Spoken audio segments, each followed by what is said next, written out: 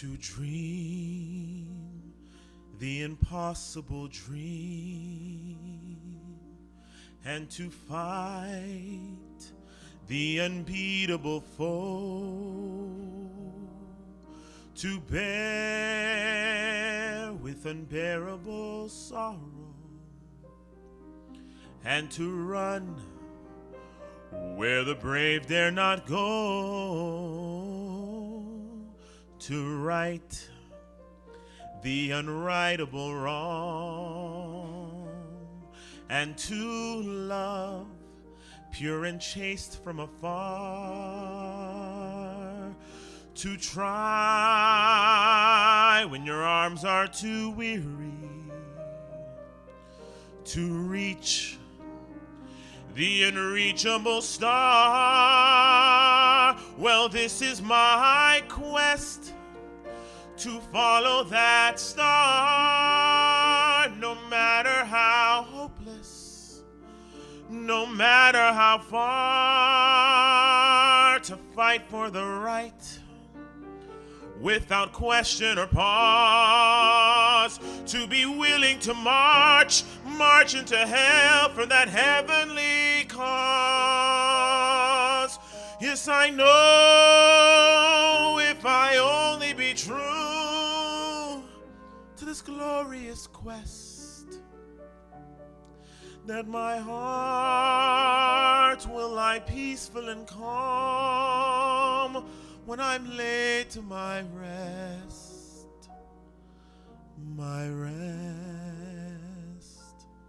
and the world will be better for this, that one man scorned and covered with scars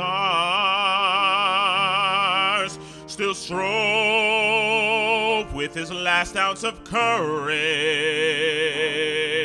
to reach the unreachable star. Yes, this is my quest, to follow that star, no matter how hopeless, no matter how far, to fight for the right without question or pause, to be willing to march into hell for that heavenly cause. Yes, I know if I only be true to this glorious quest, that my heart will lie peaceful and calm when I'm laid to my rest,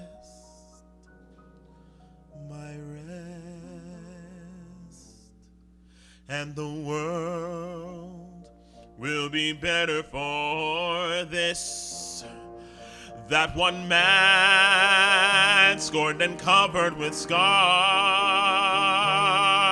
still strove with his last ounce of courage to reach the unreachable star.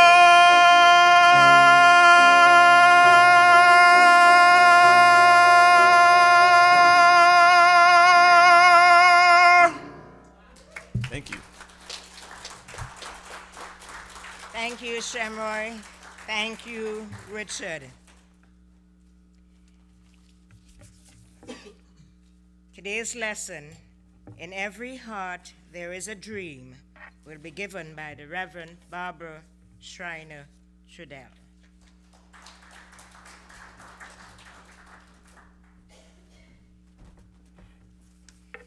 Does anybody have an impossible dream? I think most of us maybe have a little something inside of us that we think is impossible because we don't know how to manifest it, right? We don't know how to make it happen. But what if there's a way? What if that desire you have deep in your heart of hearts is ready to be birthed into the world, ready to be revealed? I love that song, Impossible Dream, because an impossible dream is just the dream I haven't figured out how to manifest yet. And how is not our job. That's God's job. That's the universe's job, to figure out the how. We have to allow ourselves to be fully present in the moment so that we might see the doors that open and the ones that close. And by the way, when a door closes, don't bang your head on it. It's not going to open. That's a strong indicator from the universe. Change direction. Turn to the right, turn to the left. Look for that open window. Whatever the case may be, there is something there for you, but you must get past whatever is being blocked. So we want to know ourselves. We want to pay attention to ourselves. We want to figure out what's going on inside of us. We need to look within and find our answers, because they're all there. A book that I've been working with for a little while now is called Divine Audacity by Linda Martella Whitslett, and it's brilliant. And it's all about the 12 powers. And she shares in here that, where is it? Our perception is so critical to our experience of reality that it would be wise for us to question our perception and to seek the greatest truth we can fathom as the basis of our viewpoint. See, the reason we think our dream is impossible, the reason we think that we can't make it occur, the reason that we believe that is somewhere, someplace along the way, somebody told us that we couldn't. Or maybe we tried something once and it didn't work out quite right, and so we're never going to try again. Imagine if an infant did that. Oh, I'm going to try walking. And they stand up and they fall, and then they never try again. How many times have we looked in the mirror and we've got this great big dream that we're wanting to manifest, but deep inside of us we go, well, I don't know how to do it, so it can't be. Or I tried something once and I failed, so I can never try again. As adults, we tend to do stuff like this. And I'm here to tell you it's time to stop. We need to have faith that the desires within us have been given to us, that the desire that's there is a way to manifest it in our lives now.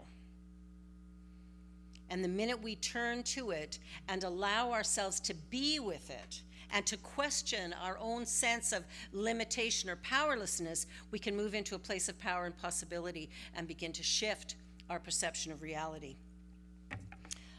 From the book, Your God-Given Potential, the author writes, faith is the quality in us which enables us to look past appearances of lack, limitation, or difficulty, to take hold of the divine idea and believe in it even though we do not see any evidence of it except in our mind. Through faith, we know with an inner knowing the truth that is not yet expressed in our manifest world. The journey that we're on is really about finding ourselves and giving ourselves to the world. The dreams that we have, the desires that are within us, are meant to be manifest. They have a role to play in the unfolding of the universe. Now, if I knew how to do all the things that I dream about, I'd have already done them. So there's always new things, there's always new desires, there's always new opportunities. But I don't know how to do those yet. And I don't need to. But I have to have a willingness to step into my life. A willingness to take a risk, a willingness to move forward, even in the moment where I go, I have no idea where I'm going right now. But there's something here, there's an open door, there's an opportunity, and so I'm going to take it. We have to be willing to take a risk. When I moved to Toronto, and I know you've heard this story, but when I moved to Toronto, I moved here with $40, 2 suitcases of summer clothes, my laptop, one-way plane ticket to Hamilton, of all places, and I knew one person who lived in Oakville. And I had a sofa to stay on while I was in Toronto. But I had a dream, and the dream was to bring this new thought teaching in the form of Science of Mind, the Center for Spiritual Living, to bring that here, to create that church, to create that idea in Eastern Canada, because it wasn't here yet. I didn't know that Evan was here yet. That's been my great joy, discovering this church.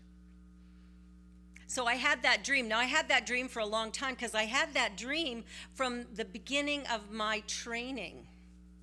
Now, it took me a full 5 years to complete my training.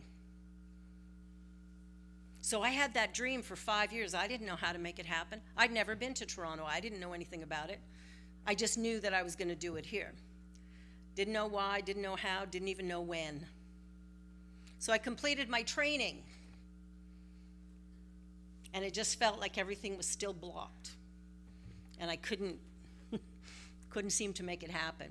And I learned long ago that trying to push water uphill doesn't really work. So give it up. Don't try to make something happen because you think you should. Allow life to move through you. It will carry you wherever you need to go. It's a little bit like kayaking down a river, that if you go with the flow, it's really quite easy. Just, allow yourself to move around any holes that happen to appear, rocks that happen to appear, and portage when necessary. You can also go upstream, can't you? Now, it's hard work. You don't get anywhere very fast, but it can be done. So we have a choice in life. We can follow the dream, the vision. We can expect for it to manifest. We can live in a place of absolute faith that God within me knows how to bring it about, so I just need to go along with the ride and do what's in front of me. Or we can resist all that and fight the current. So when I finally came here, it was by way of Vernon, British Columbia. Seems kind of weird to go west to come east. But there was something about going there and starting my ministry in Vernon, BC, that allowed me to discover what ministry really is. The interesting thing about going to school, anybody who's a professional here who's gone to school and trained for their field, did you notice that when you started working, it wasn't anything like what you were trained for? That all the stuff you learned really had nothing to do with what you were going to do every day? So going to Vernon was perfect because I figured out what it meant to run a church, to be with all these people on a regular basis, to find strength within myself to show up in times of joy and times of adversity. Because that's what life is, right? It's just constantly moving and flowing. So I was there for 1.5 years. What's interesting is that when I knew it was time to come here, the inspiration that I got was so loud. I was at a conference.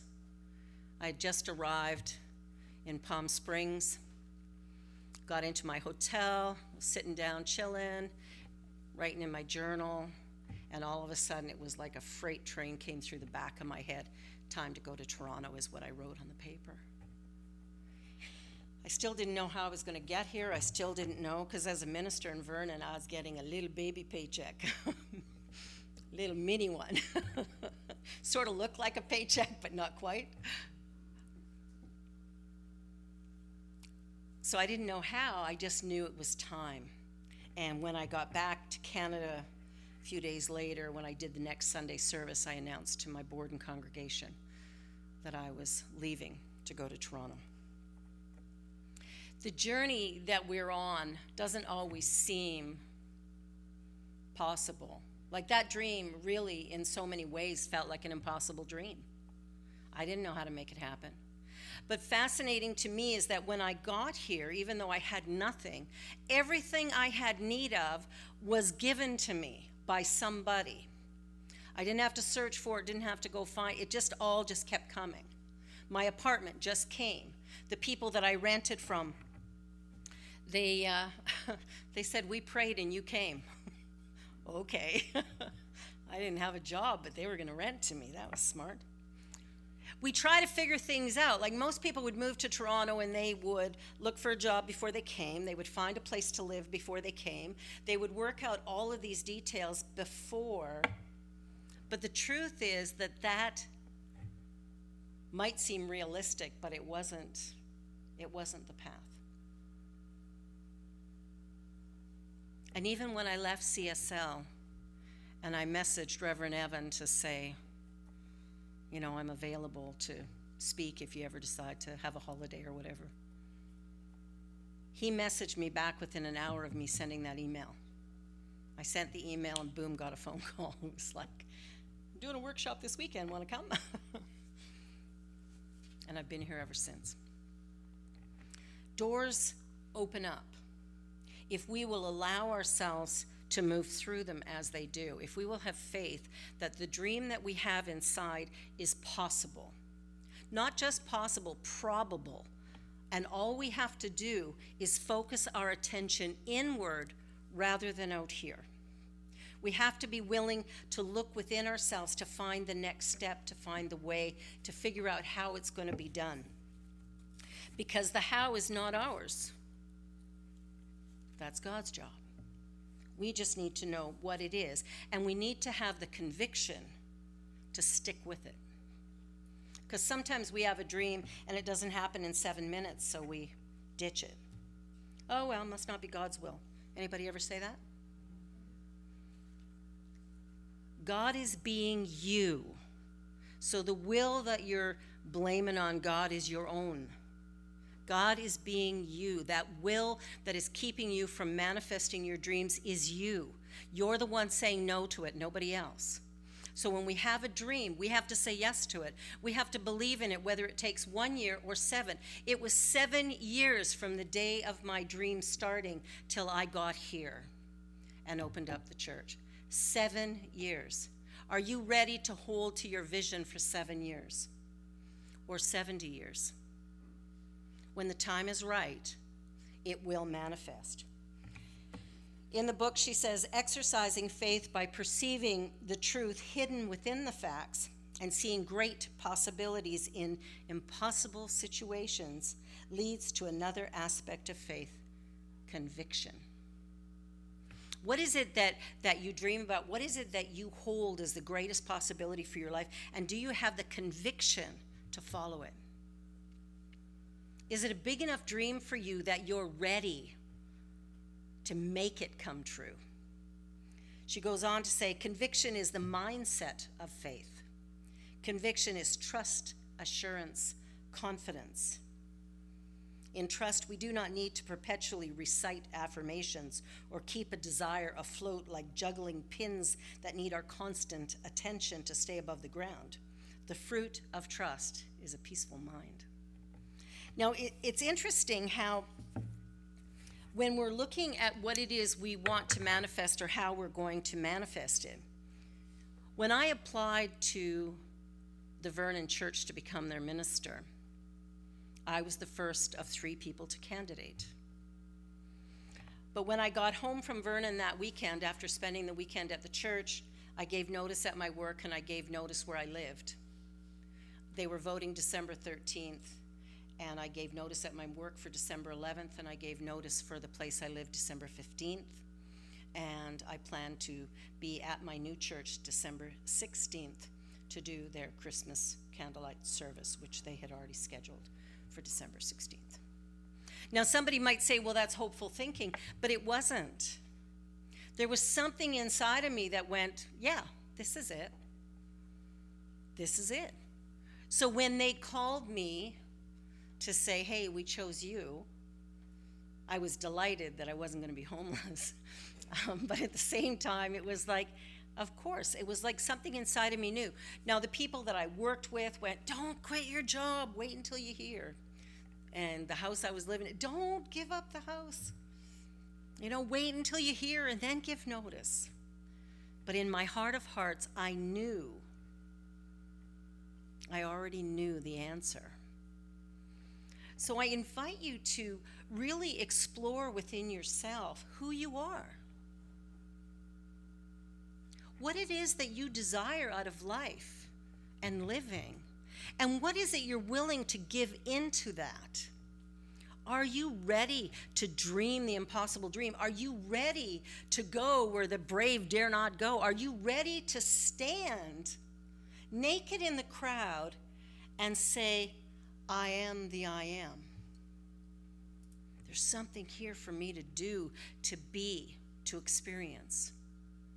You see, as we find ourself, and as we take that self into the world, we create a world that works for everyone. We create a world that is beautiful and uplifting. The reason our world tends to look a mess sometimes is because within us that mess exists because we haven't decided that we are a divine idea in the mind of God, fully manifest, and all we need to do is share our light. We've forgotten that, and we play small, and we get angry and frustrated, and we do silly things. We look at the world around us and we call it bad and wrong. In the Bible it says, whatever you name a thing, that's what it will be for you. What if we decided today that the world was a beautiful, loving place, that it was filled with generous, kind people, that it was a remarkable place to live and be? What might happen in our world if that's how we perceived it? What if the dreams that you had absolute faith? Of course it'll manifest. God gave this to me. Of course it's going to be. So I don't need to worry about it. I don't need to do 25 affirmations a day. I know it's going to manifest.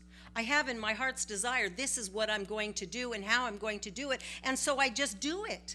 Every day I show up and I move in the direction of my heart's desire. I don't wait for somebody to give me permission. I don't wait for an opportunity to show up somewhere. I don't wait for somebody to give me a roadmap. I have a dream. I have a dream, and I allow myself to live in that idea of yes. What if you say yes to your life? What if you say yes to this moment? Yes, I'm an heir to the kingdom. Yes, I'm the child of the universe. Yes, I'm enough. Yes, yes, yes. What if you said yes to your life? Do you think the universe might respond with a yes? Yes. I said last week there is only God and... you remembered. Good job. You can keep coming next week too. It was phrased another way by Emily Cady, who said, there is God and everything else is a lie. Wow. Imagine that. That when we have a health issue, well, it's just a lie. That health is natural. Health is our pure state of being, so it must be right, it must be here. The only reason we can return to it is because it always existed, right? Makes sense? So we allow ourselves to show up with a new perspective. There's only God. So when I look at things that I go, well, that's bad, and we definitely had an opportunity for that this week, didn't we? But what if we look at that and go, I have no idea. I have no idea in the grand scheme of things why certain things happen. I have no concept of how these things happen. I just know they do. But what I need to know is that I have an opportunity to be in the world in a new way, and by doing that, I reduce the possibility of these events occurring as often as they do. I begin to change my mind. As Gandhi says, be the peace you want to see in the world. We see something bad happen and we get outraged. Our peace is gone. Our outrage, our frustration, our anger, our vengeance, it's bright and loud and brilliant and justified. But that's not how we create a peaceful world. A peaceful world comes from a peaceful mind. And each one of us is responsible for the activity and thoughts in our own minds. I can't change your mind, right? I can't tell you what to think. Well, I can, you're not going to listen to me, right? Remember when you were 14 and your parents told you what to think?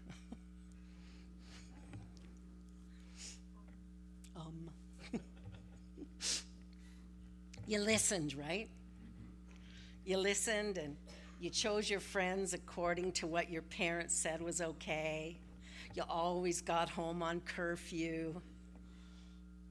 You never did anything that would embarrass or upset your parents, right?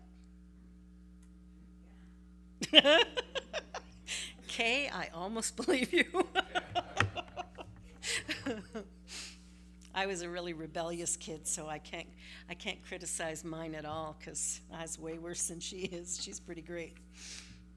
This journey that we're on is about finding ourselves, and it means removing the layers that have blocked the light that is within us. being able to put all that aside and to stand in the moment completely vulnerable, completely open. That's what I mean by saying, you stand naked, is that vulnerability, that openness. I remember when I worked in the corporate world, every now and again I'd get really fired up about something and I would cry. Man, I hated that. I hated it because I had learned that that's a weakness. Crying is a weakness. But what if that's a lie? What if allowing ourselves to feel what we feel, to experience what we experience, to honor all of it as the perfect expression of the one in the now moment? What might our world be like? Might we love ourselves more and therefore be more peaceful and loving to others? If we could accept ourselves with our lightness and our darkness, could we then accept others when they make a mistake? I had somebody following me off the 401 today. And I've really, really been working at patience on the highway. I have. Honest and for true. But as I'm coming off the 401, this car behind me is on my bumper. We're slowing down to 80 kilometers. I can't see her grill at all, like she's right on my butt. The roads are a little slippery in spots. And I'm thinking, come on, back off. So I have to slow down to 60 for this off-ramp. And I do that, and it's like, I'm thinking, man, if I have to brake, she's going to be sitting in my back seat. And so I go around the corner, slow down a little bit more, get around the corner, get onto the Allen, speed up to the 82 kilometers, thereabouts. And she's right on my butt still, and I'm thinking, there's 3 lanes here. Go and pick another one.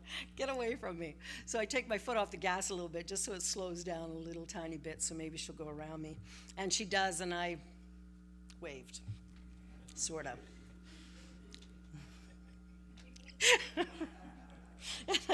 and Genevieve was like, Mom! And I'm like, oh man, like I haven't done that for a while. A long while, actually. So I have to admit to it and ask for forgiveness. But here's the thing. The reason I was so upset is we have slippery roads today.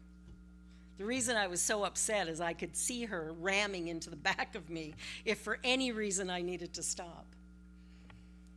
Interestingly, I got onto Eglinton before she did. She was sitting at the red light while I made my way. You know, we look at these things and we get all upset and frustrated and annoyed, but the truth is I've probably done that. I've probably been in a hurry at some point in time or another and crawled up behind somebody nice and tight and close. Come on, speed up, buddy, let me past you. But because I've changed my ways, I expect everybody else to as well. So I'm still journeying. I'm still working it out. We are here to really show up authentically and honestly, to take responsibility when we show up less than what we had hoped for or when we do something questionable, to begin to acknowledge the divine within us as the power of creation and possibility, and then begin to live from a place of great joy and excitement and love rather than frustration, anger, and annoyance. When we have faith that the desire of my heart is God's plan for my life, right? It's when we're created, there's a consciousness within us. Each one of us is unique and special. And so there's that uniqueness and it wants out. But we look at the world and the world goes, come on, back it up a little bit. Don't be selfish. Don't be self-centered. Who do you think you are anyway, right? We get these messages as little children and we start to hide and we start to cover our light and we start to have less and less faith in life and possibility, and we shut down a bit, and we want to stop doing that. We want to open up. The idea of the Dream Series is really to have faith that whatever it is we dream about, the way is already guaranteed. It's already guaranteed.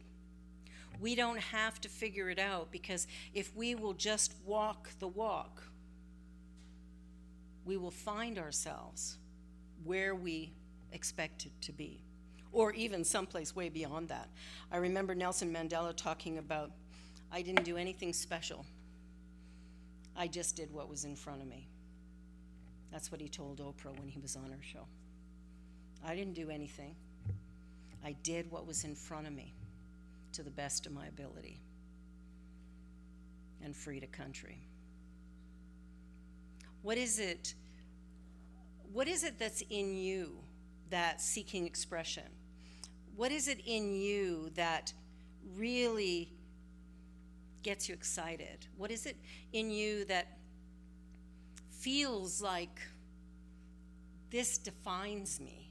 Like, what is it in you that maybe you just don't know how to reveal it, so you're holding it back because it seems unrealistic? Einstein said, if the idea is not absurd, there's no hope for it. You see, those great, big, bodacious ideas, those are the ones that the universe wants to get behind and create. That's that, like, yes, that's the juicy stuff. The little tiny thing, oh, I'm going to get out of bed on time today, that's like, yeah, whatever. You can do that on your own. You don't need any support.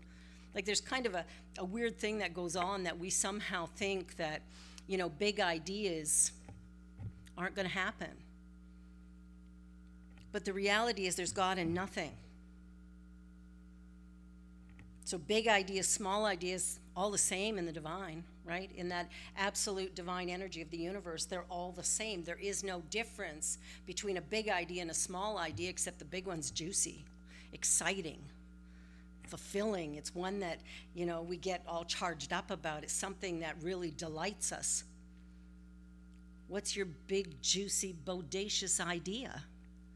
What is that dream that you've got sitting on the back shelf somewhere, hiding, collecting dust because you don't know how to do it? What if you just sat back one day and said, here's my dream. When I was 27 years old, I had a spiritual epiphany, and I knew I was called to ministry. And I was in a Nazarene church, and women are not allowed to be ministers. Only men. And because I wasn't up for transitioning my gender, I thought, oh well, I guess I can't be a minister. Maybe I'll go to some country and be a missionary. Maybe I'll do that. But I was at the church for about 1.5 years, and I thought, wow, they can't answer my questions. And the answers I'm getting to my questions are frightening me a little bit. Like, I don't really think the rabbi's going to hell. And I couldn't reconcile myself to some of the ideas and had to leave. But in leaving, I found my way. It felt like I was leaving something, but I actually went somewhere else, and ta-da, they let girls in. Yay. It was an impossible dream, but it wasn't. It might have been another 15 years or so before it manifested. But that impossible dream was possible. But only when I allowed myself to just know that it was there and keep moving forward. Every day, in every way, taking a step forward. Are you ready to step into your life? Are you ready to look in the mirror and go, wow, I have something special to bring to the universe today?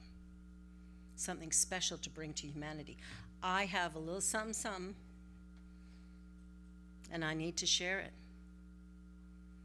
Are you ready to stand in your power and potential and really show up? Even when everyone around you goes, are you kidding me? That's not right. That's not how it's supposed to be. You got to do it different.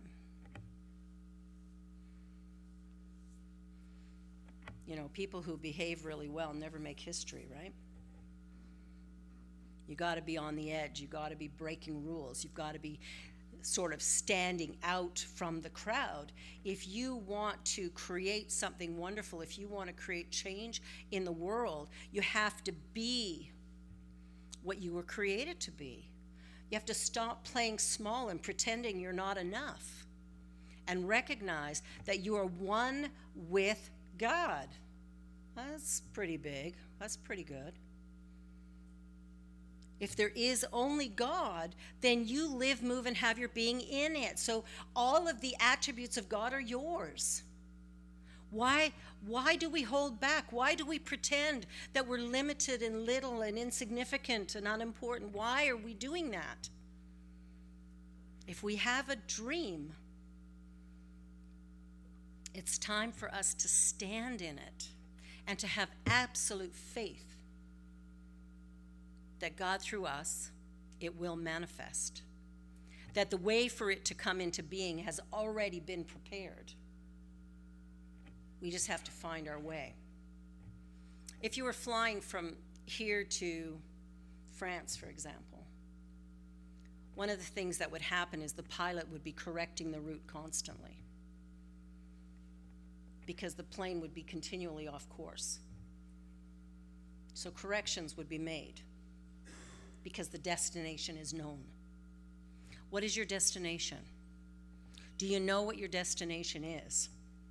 And are you willing to correct your path as you move along? When you hit that closed door, when you hit that block, are you ready to just go, oh, okay, I need to make a little adjustment here. Turn to the left, turn to the right. Become teachable. Open my mind to a bigger idea.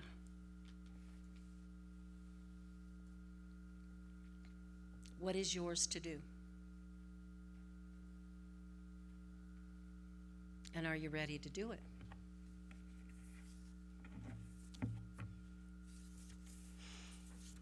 We need to have conviction. We need to expect. We need to allow. So in this book, she's got some practices for cultivating faith. So for those of us who need the support, because we sometimes have faith in things not working out, right? Do you ever have faith that, bad things happen and then they get worse? Life is hard and then you die? Anything like that? What if you had absolute faith that there was only God and only good, and that your life was absolutely divinely blessed? So she talks in here about meditating daily, but also keeping a faith journal to write down some things. What have I dared to suspend my judgment about? We're a little judgmental, aren't we? What am I willing to suspend my judgment about? Like, I could suspend my judgment today about the woman who was driving a little too close to my bumper, and just accept that, obviously she was in a hurry and it's okay. What if I suspend my judgment? Will that change my reaction? What do you think? Most likely, right? Thinking about the future, what have I been dreaming about doing, being, or having? And without censoring or tempering it, what are the most outrageously wonderful possibilities? So you have this journal, and you can write anything down that you want. Are you ready to write down something that's like really big that you have no idea how to create? Are you willing to do that? I remember a story another minister shared a while ago, that there was a group of people doing a visioning or a visualizing exercise in a golf class. And the instructor said to everybody, okay, I want you to just close your eyes and I want you to envision your perfect hole. Just see it in your eyes. See that perfect shot. What does it look like? And interestingly enough, Only one person saw a hole in one out of a class of 25 people or whatever. Somebody got par. Only one person was willing to go, yes, hole in one. We wonder why our dreams don't manifest. We wonder why our lives are limited. It's because our vision is. We might dream about the perfect golf game if you golf. Me, I'm like 120,000 strokes per 18 holes. At some point in time, you have to just stop counting, right? Gives my son great pause for laughter.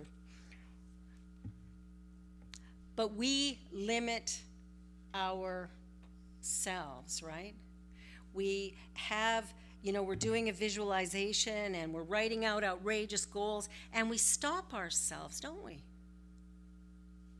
We limit how big it can be because we got to be realistic. Do you think it was realistic to move to Toronto with $40, no place to live, and a dream to start a church? Probably not, but it worked. In what seemingly hopeless situation have I held to hope even when friends advised against it?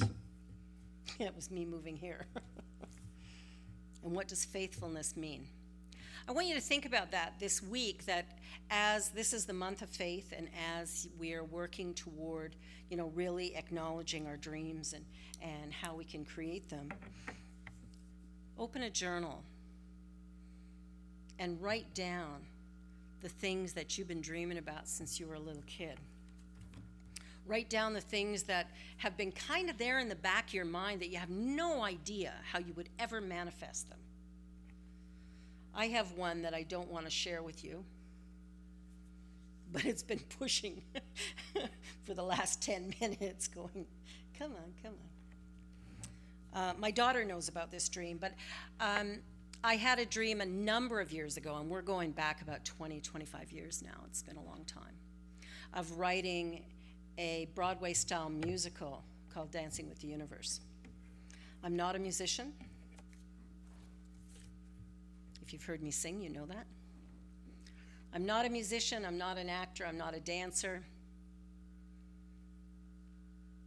But I have a story. I have a life story that I think would make a remarkable and uplifting show. I have no idea how to do it. I'm not a musician. I don't write music. I can't really read music very well. I don't sing or dance or act, but I have a dream. God bless. Who starts this?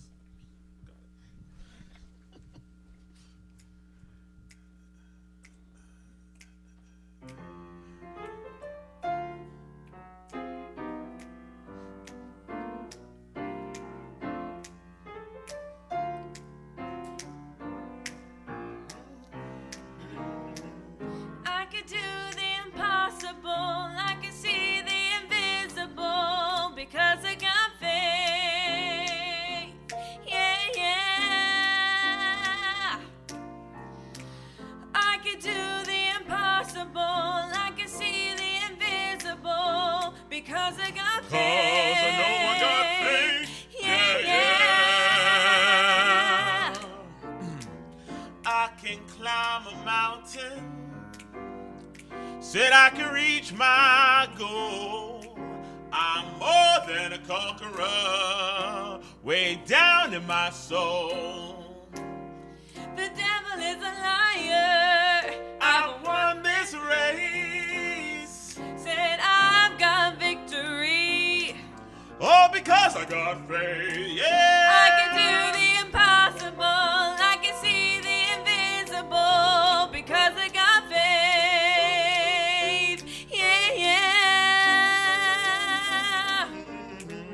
I can do the impossible. I can see the invisible, because I got faith. 'Cause I know I got faith. Yeah, Yeah, yeah. All right, let's switch it up.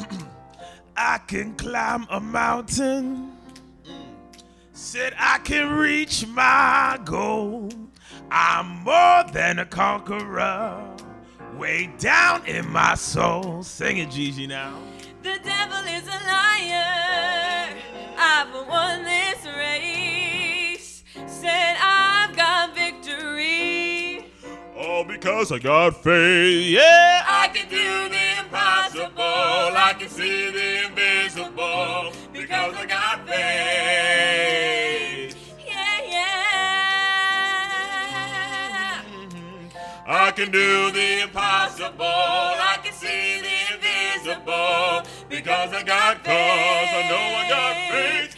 Yeah, yeah. Say yes, I can. Yes, I can. Yes, I can. Can I can? Oh, I can. And if I want to, yes, I can. Yes, I can. Yes, I can. Can I can? Oh, I can. And if I want to, yes, I can. Yes, I can. Yes, I can. Can I can? Oh, I can. And if I want to, yes, I can. Yes, I can. Yes, I can. Can I can? Oh, I can. And if I want to, yes, I can. Yes, I can. Yes, I can. Can I can? Oh, I can. And if I want to, yes, I can. Yes, I can. Yes, I can. Can I can? Oh, I can. And if I want to, because I got cause, I know I got faith. Yeah, yeah.